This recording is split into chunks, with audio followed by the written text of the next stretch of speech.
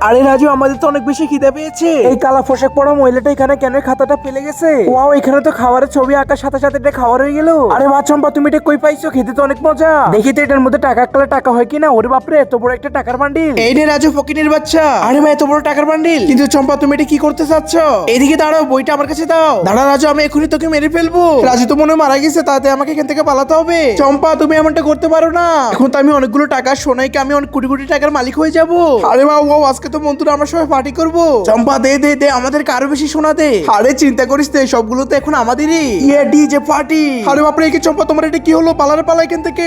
আজকে যারা আল্লাহর এই সুন্দর ছবিটি দেখে ভিডিওর মধ্যে একটি লাইক করে চ্যানেলটিকে সাবস্ক্রাইব করে দিবে। আল্লাহ যেন তার প্রাণ প্রিয় মা বাবাকে জীবনে একবার হলেও কাবা ঘরে গিয়ে হজ করার তৌফিক দান করে। সবাই কমেন্টের মধ্যে আমিন লিখে যাবেন। এ কি তারা পালালো কেন? বাপরে বাচ্চা, আমি তো বুড়ি হয়ে যাচ্ছি। এই কি আমার খাতা তো শেষ হয়ে গেল, তাতেও তান্ত্রিকের কাছে যেতে হবে। ম্যাডাম শুনুন। আরে কি রাজু, তুমি এখানে কি করতেছো? না, এমনটা হতে পারে না। রাজু, তুমি আমাকে মেরো না। আমি ভুল করেছি, তোমার খাতাটা নিয়ে যাও। না চম্পা, আমি তোমার কোনো কথাই শুনবো না, ছেড়ে দাও আমাকে। এখন তুমি বুঝতে পারবে বেশি লোভ করলে কি হবে।